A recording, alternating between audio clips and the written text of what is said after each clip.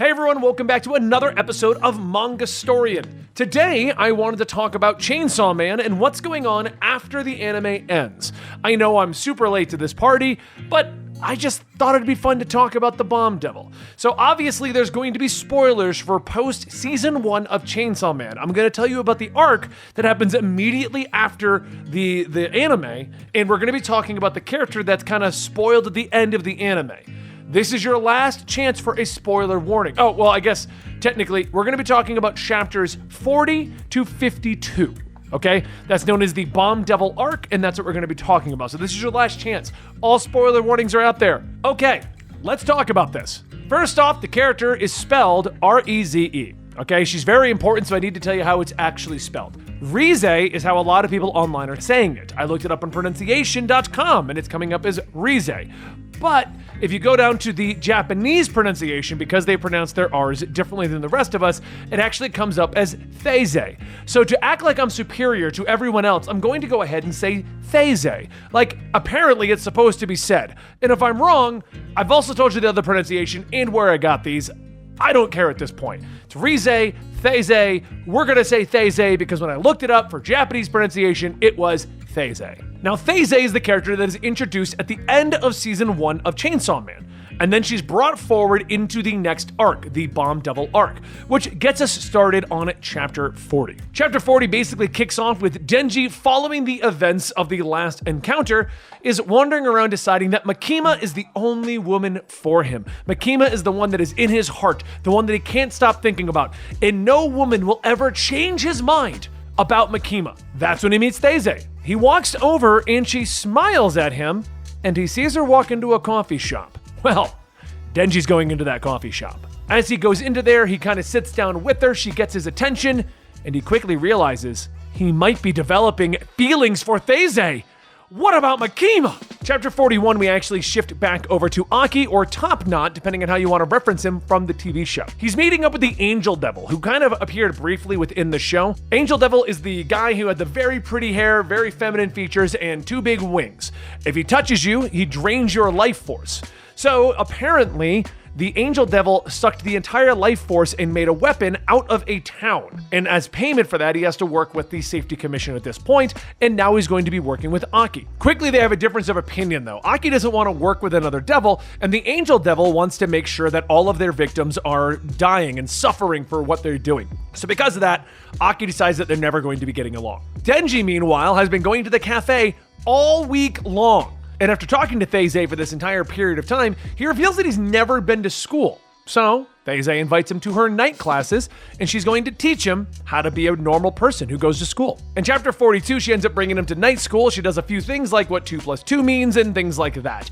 Eventually, they make it to the rooftop where they find a pool. Theze strips down naked, hopping into the pool. This surprises Denji, but he also reveals that he doesn't know how to swim. She offers to teach him, so he also strips down, and they both climb into the pool.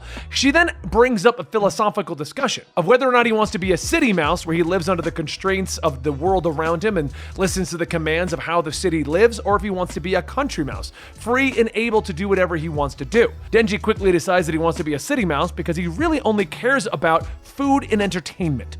And since that's what a city mouse is going to be after, sounds good to him. Then he goes into another plight within his mind because he closes his eyes and now he sees both Makima and Theze. And he begins to wonder, what is he going to do? He has feelings for both of these women. In chapter 43, we're introduced to a scarred man. We're technically introduced to him a few chapters earlier, as he's kind of been a background character, kind of building up to what he's doing in this particular chapter. But it's in chapter 43 that he kind of becomes more prominent and important into the story. As Denji is taking off in the night, and Theze is trying to leave the roof, the scarred man approaches her in the stairwell. The scarred man is after Chainsaw Man's heart, and has decided that Theze is someone that he has feelings for and is going to be used as bait to get Denji to come along. She begins to run away from him, but quickly actually defeats him with a lot of cool moves and stuff like that, basically beating down this scarred man. As she's doing it, she goes into a monologue that she knows what she's doing, and this devil got in her way. And the scarred man's devil, as he turns into a pool, I believe it's the Typhoon Devil, turns into like a pool of liquid and begins to drift away, apologizes to Miss Theze. So now we begin to see that Theze's not quite what we expected. There's something more going on here. The next day, before we can really start processing what's going on with Theze, she arrives at Denji and asks him to run away with her. Just leave it all behind. Chapter 44, Denji turns her down. And in the most psycho girlfriend moment ever, she asks for a kiss, bites his tongue off, slits his throat before he can pull the chainsaw cord, and then she cuts off his hand. With Denji defeated, officially no hand, slit throat, no tongue, Thaise goes in to remove his heart. At this point, we've kind of figured out Thaise is definitely not some girl that wants to be with Denji. But that moment is broken up by the shark fiend breaking through the wall and basically coming in to save Denji. Shark Fiend takes Denji and begins to run off. He exclaims that he recognized her smell before. She's the Bomb Devil, and she begins to run off with the injured Denji. In response to the Shark Devil and Denji making an escape, she removes her choker, which reveals a pin on her neck, pulls the pin, her head explodes. And then we get her hybrid Bomb Devil form. She's got a bomb on her head, and she's got like one for one arm, I believe. I got the image on the screen to kind of clarify exactly what she looks like, but we've got Bomb Devil hybrid form. Chapter 45 picks up with the Shark Fiend getting injured, trying to make it away from the Bomb Devil. He ends up making his way to the facility where Aki, the Angel Devil, and Nomu are all standing around, kind of getting ready with their training. They've been doing this the whole time, while the other heroes have been dealing with the Bomb Devil and Shark Fiend and all this other stuff. Thaise reverts back into her human form, and she asks the individual in the front if she can enter the facility. She says that she's being attacked by a devil, and the people in the facility need to save her. Nomu, who's the one guarding the entrance, finds the whole situation weird. So, Thaise pulls the pin on her neck, going right into fight mode. In chapter 46, she's battling against Nomu, and I believe somebody else was in that fight, but either way, she almost gets defeated. In response, she blows up her own head. Her torso then throws the head at the devil hunters who are defeating her. She simply says, boom, blowing up on top of them. That head then makes a new body, and her old body tackles on Nomu, blowing up on him. While this has been going on, we discover that it's actually a distraction because Aki has the Angel Devil, Denji, who's unconscious and injured, and the Shark Fiend in a car, and they're making their way away from the training facility.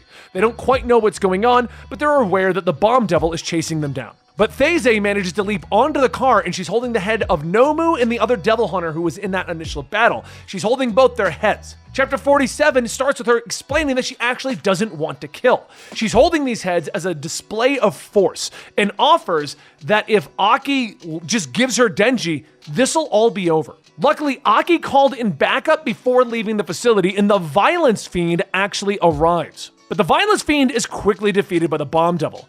Kobeni is also there as well, but Kobeni does what she does and she cries about the whole situation, begging to not be killed. It's kind of what she does when she's not being a badass. She's one of the most confusing, perplexing, and fun characters in the Chainsaw Man stuff, until you have to hear her cry in the anime. Then it's like, oh, stop crying, please. Thaise eventually catches up with Denji and Aki and all of them, and Denji is now awake and mostly healed. Aki tells him that he can't get into the fight because he's low on blood. Denji doesn't listen, pulling the cord and activating Chainsaw Man. And he simply tells Thaise that he is sick and tired of all the women that he likes trying to kill him. Thaise explains that she really did like him and really does want him to run off with her, but Denji tells her that he doesn't need Thaise. He has Makima. Thaise hears the name Makima, is shocked, and states that if Makima has a hold over him, there's nothing that she could have done to change his mind. With that, Bomb Devil and Chainsaw Man begin their battle. Chapter 48 is where most of the actual fighting goes. It goes pretty quickly though, because Thaise, Bomb Devil, is able to transform various parts of her body into explosives. Using that, she pretty much blows up most of Chainsaw Man, leaving Denji with only his torso left. In chapter 49, Aki shows up to try to save the day, but he's getting quickly overwhelmed by the Bomb Devil, so the Violence Fiend has to show up and help Aki. They argue about it a little bit as to what's going on, but back over with the Angel Devil is actually sucking out the life force of survivors to put into Denji to repair Denji quickly. Around this time, the Typhoon Devil also shows up as a sidekick to Thaise, and the Shark Fiend also shows up to help out with Denji. The Shark Fiend tells Denji that he's not using his chainsaws properly. They are chains on saws. He could do more with it. Denji realizes that he can unhinge the chain portion and use it like a whip. So he then takes that whip, puts it through the Shark Fiend's mouth when he transforms into a full shark, and then uses that to ride the Shark Fiend into battle. He goes off exclaiming, "Let's go, let's ride into battle!" And the Shark Fiend's like, "Dude, I don't know, what are you doing? This is weird." Shark Fiend's kind of dumb as well. Angel Devil tells him also this is kind of dumb. And Denji's overall idea is, I'm Chainsaw Man riding a floating giant shark into battle to fight Bomb Devil and Typhoon Devil. We're doing this. Chapter 50 is kind of where all the sidekicks get cleaned up. It's called Sharknado, and it's just a whole bunch of fighting.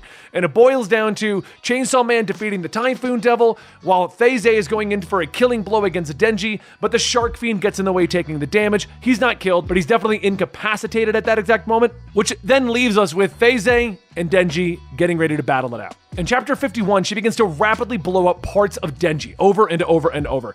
But now that he has the ability to unhinge his chains and use them, he's using those chains to keep his limbs attached. So he's just got like all these limbs attached by his chains while he's battling against the bomb stuff.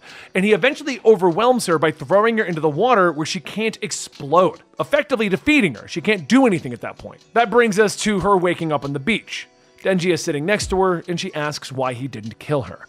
He explains that he really does like her. She tries to tell him that it was all a part of a plan to steal his heart. But Denji denies that. He says that she was extremely nice to him and even offered to teach him how to swim. She only would have done that if she actually cared even a little bit about him. In response to that, she walks over and snaps his neck. Not killing him, but basically making it so he can't move until he heals properly. So Denji tells her that tomorrow, he's gonna go to the cafe like normal. And if she wants to run away with him like she has said, he'll be waiting for her and he will run away with her. The chapter ends with her leaving and Denji going to pack a bag to go to the cafe, which brings us to chapter 52, our final chapter in the Bomb Devil arc. Thaise is getting ready to leave without Denji. She makes her way to the train station, but she's stopped by Makima. Makima explains that she actually likes the country mouse from our earlier discussion because she can catch and kill the country mice. Thaise attempts to act by pulling the pin on her neck, but Makima blows up her hand and basically starts to dislodge her limbs. In response, she pulls out a knife and begins to charge at Makima, but the Angel Devil arrives, running a spear through Thaise's back.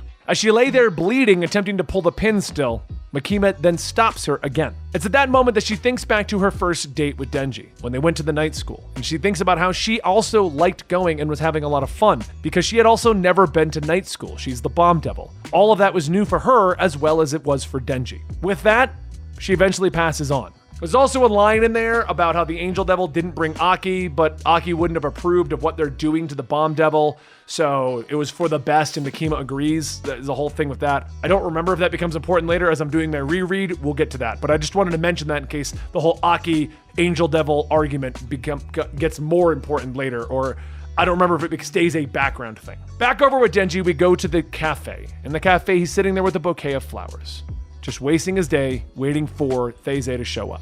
The owner tells him, don't worry about it. Eventually he'll meet another girl, and then she'll be the one that he's worried about. At that moment, the door opens up, and Power enters the room.